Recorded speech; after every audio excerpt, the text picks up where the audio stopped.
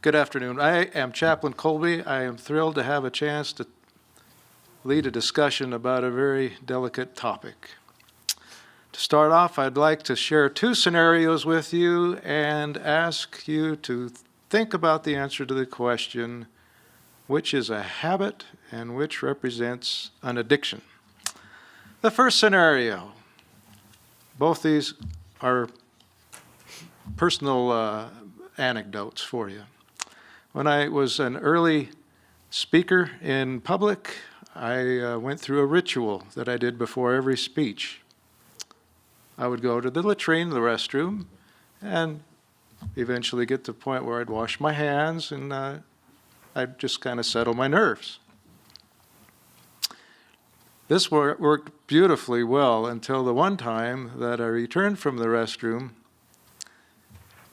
and I noticed that I had a line of water on about 3 inches below my belt line because the countertop had been wet.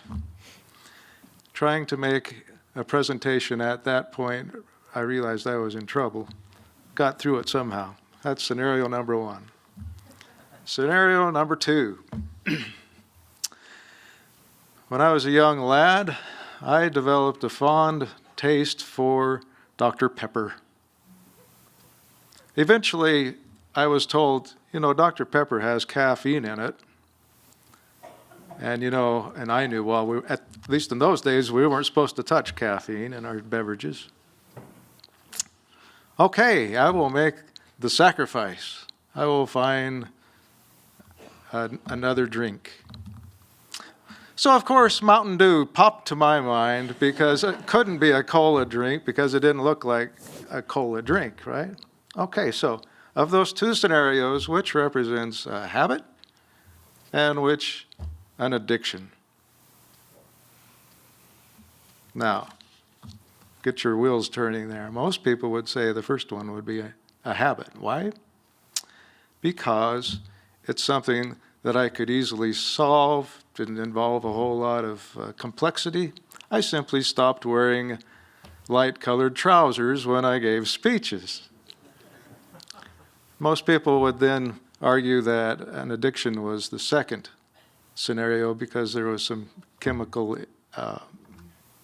part to that equation, and I appeared to be hooked on that stuff even though I might have been in denial at the time. So,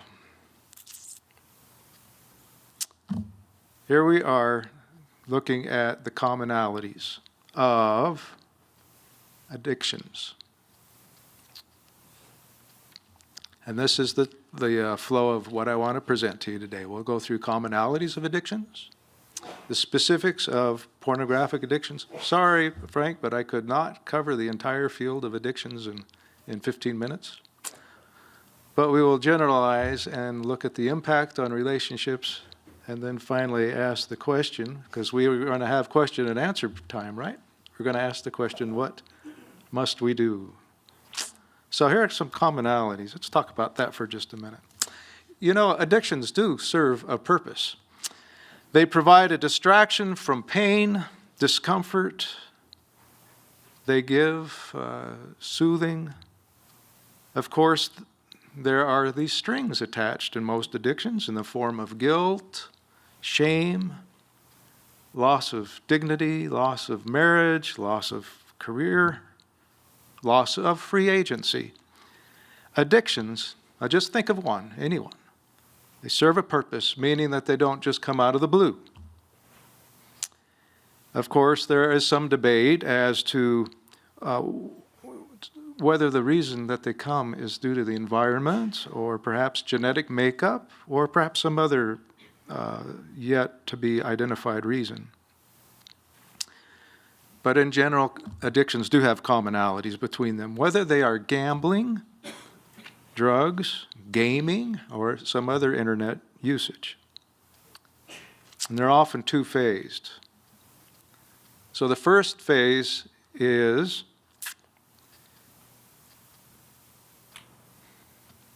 when the person loses themselves to that addiction. And so they go through this period where they are confronted with the temptation, eventually give into it, and find themselves kind of lost to it. So that's the first phase in any addiction. The second phase is now that they have gone through the cycle and have, kind of peaked out, they are now confronted with two things. They've done something that violates their core value, and then they go through a swearing-in phase. I shall never do that addiction again.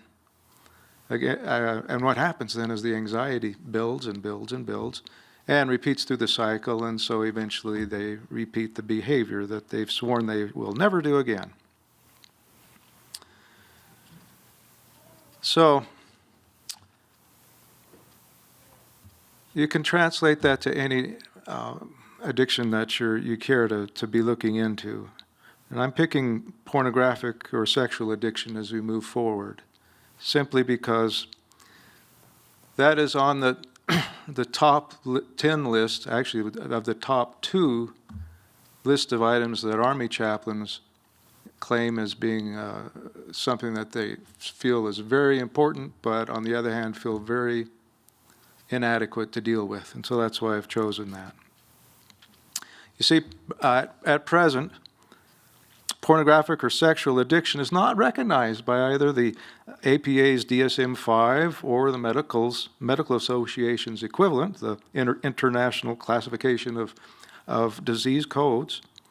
They're careful to state that these addictions may occur, but there's just simply not enough evidence to deem these as addictions. Many see pornographic use as harmless, educational, or even some kind of a cure for violence in society. Now, in researching this, these are the types of things that we're faced with in trying to get an understanding of this particular addiction. Because research also shows that pornographic addiction is not only an addiction, but it is an extremely difficult addiction to recover from. Now, I met recently with Dr. Brother Don Hilton, who is a neurosurgeon and addictions researcher there in San Antonio, where I live. He wrote this in his book, He Restoreth My Soul. Pornography causes release of adrenaline, and this makes the heart race in those who view or even anticipate viewing pornography. The sexual pleasure of pornography may be partially caused by release of dopamine into one of the key pleasure centers of the brain. Now, Dr. Hilton asked this question: why is it that some consider adrenaline and dopamine to be drugs if drug companies produce them, yet they will not acknowledge these same chemicals to be drugs if pornography stimulates the brain to produce them? These drugs, made in the body, change the brain physically and chemically. So, if pornographic addiction followed suit of other ingested addictions, what course would it take?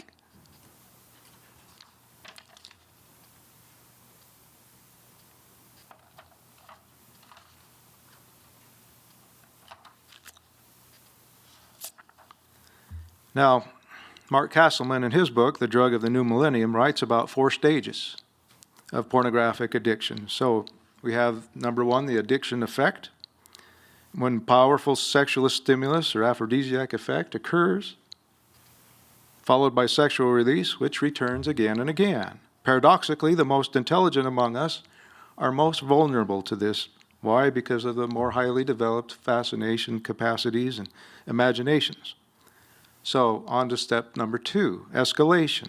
This is when more frequent, explicit, or deviant stimulus is required to gain the previous brush or the high.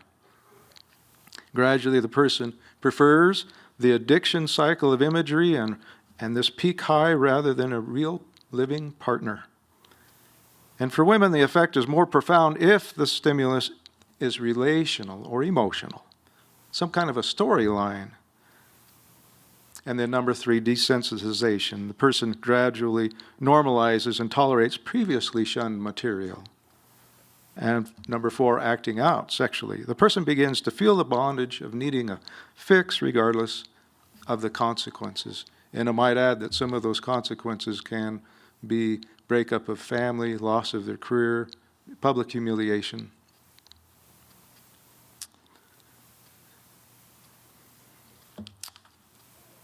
Notice that so far we have focused on the addicted person. This is typically the case whether the discussion is about prevention, treatment, or research in addiction. But the person who is afflicted by a loved one's addiction also has a side to the story, and it's important to hear.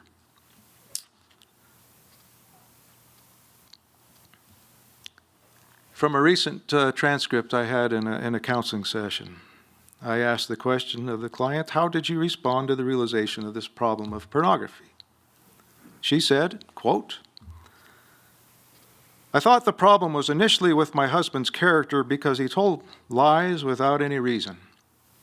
I questioned him about his past, but he justified things, and my heart was in too deep. When your heart's involved, you don't make the best decisions. At one point, my job was really exhausting, 70-hour weeks that drained me. My husband would insist on my attention, physically and emotionally. He would pout when I occasionally went to visit my 18-year-old daughter.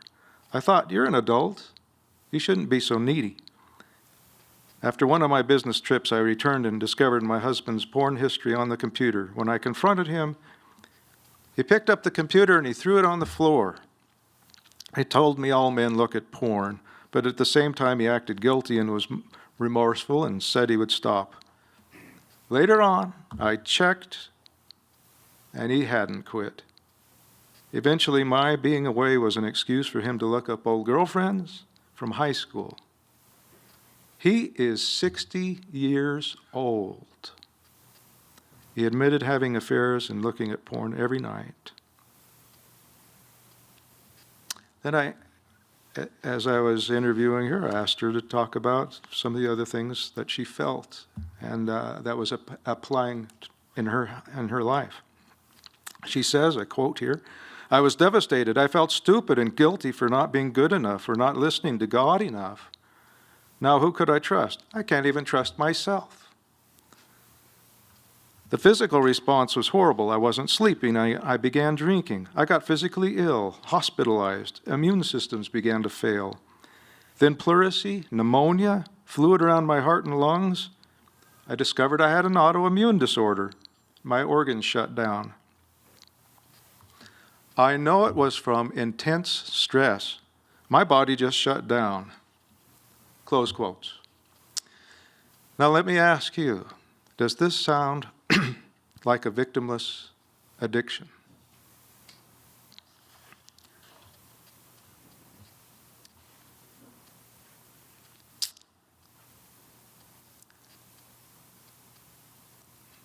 Let me answer that question. It is not. It simply is not.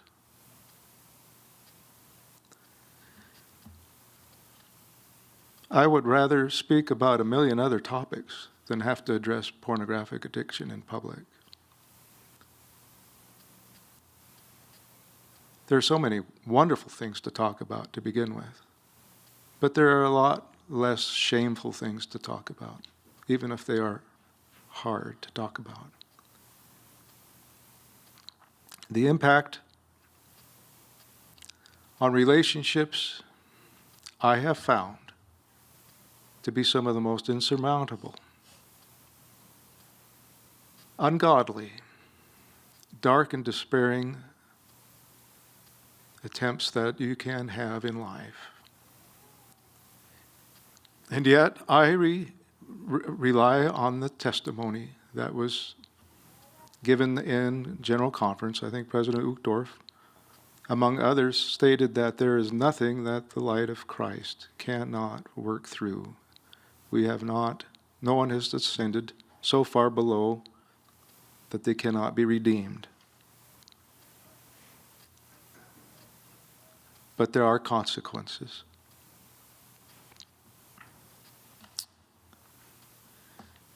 Now, here's a slide showing the impact on the addicted person.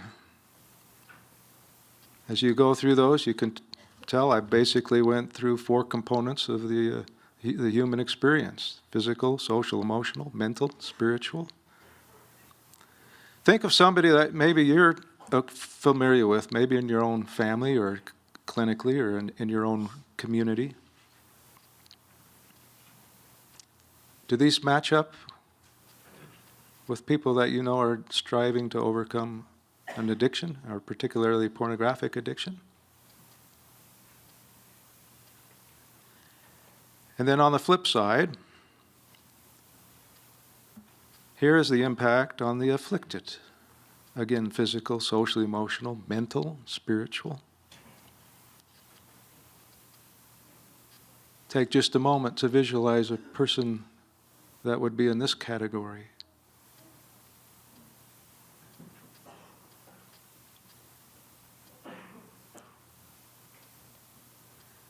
Now, I've passed around, I asked a chaplain to pass around, Chaplain McKeon. Thank you for passing around, which I hope was a one-pager for you, so you could compare and contrast what's going on between the symptoms or the impact on the afflicted person or the addicted person.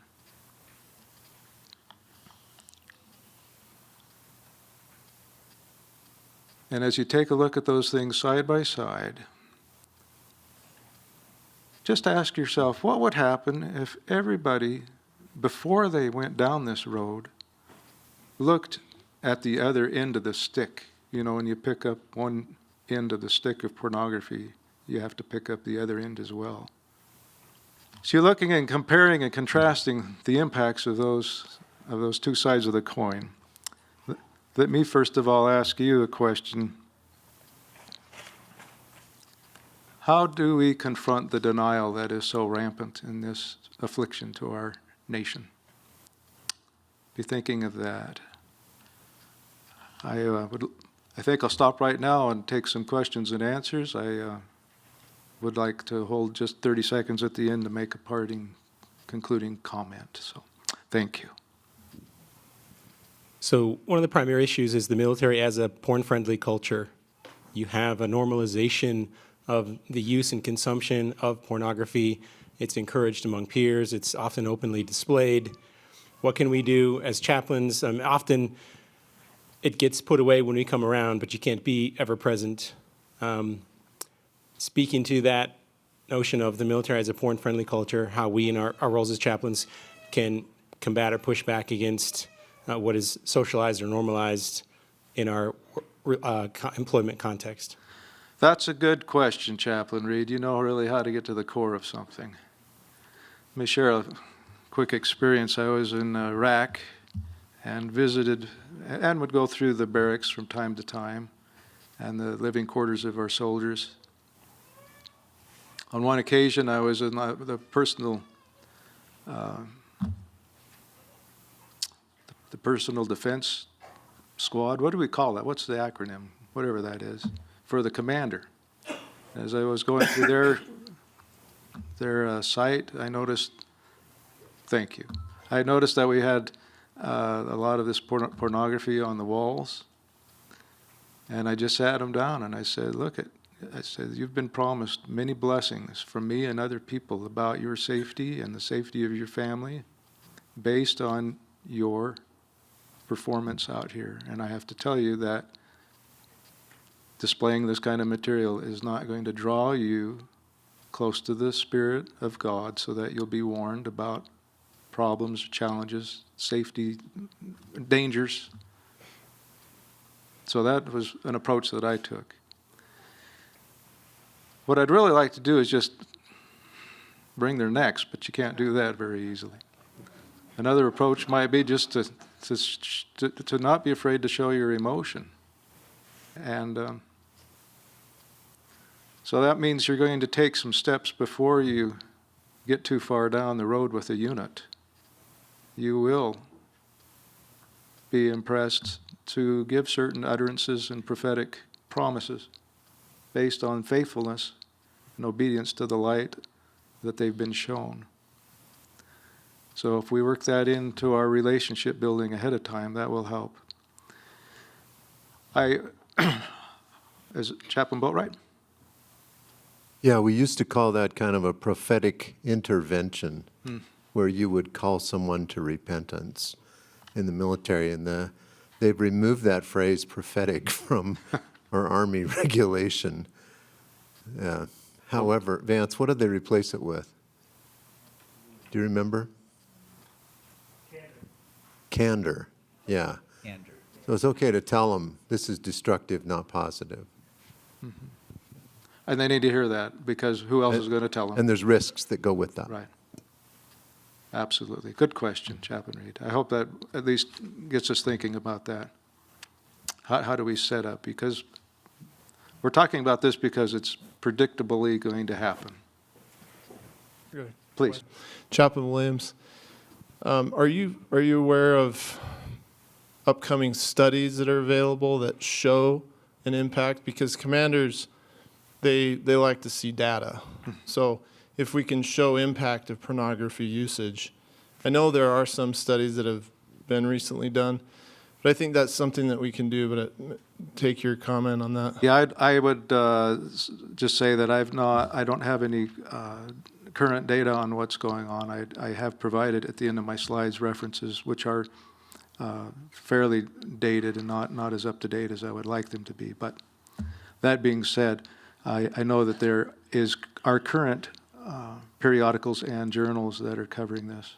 So it's a matter of getting to... Yeah, let me just mention that in the School of Family Life at BYU, Brian Willoughby, Jason Carroll, there's a little group there. They're doing just groundbreaking work on pornography, and obviously from our value system. But it's national stuff. It certainly applies to the LDS world, but also other religions and just in general. But Brian Willoughby, Jason Carroll are doing really, really cutting edge research on the impact of pornography. And I might add that other faith groups are just as interested in figuring out how to respond to this as ours is. Thank you. Let me conclude then.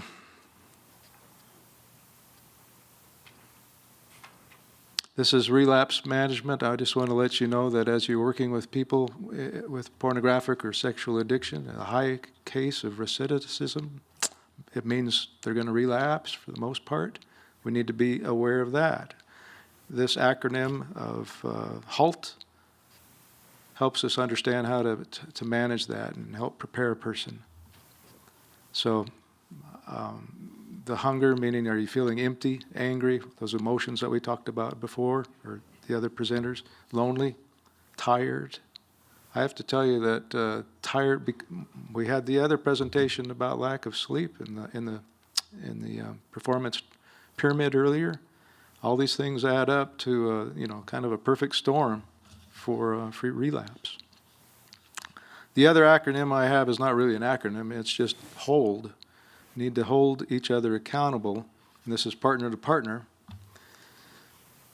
Need to have and hold difficult conversations. And this is something that my wife and I engage in quite frequently about these and many other things, but we've learned to trust each other and have very candid conversations about things that we do when we're not in each other's presence. When I deploy, I pray for a battle buddy, a moral battle buddy that will help me and be accountable, and I them. And the Lord hasn't let me down yet by providing a battle buddy when I'm away from my beloved wife. So I hope this has been of some value to you as you take from it and derive from it from some confidence and strength. My hope is that you will not run away from this issue as it is sure to come your way, but that you will engage it with the understanding that the gospel of Jesus Christ will help people even not of our faith to manage this and to come through it. I bear my testimony that we are only in the service of our God. And I say this in Jesus' name. Amen.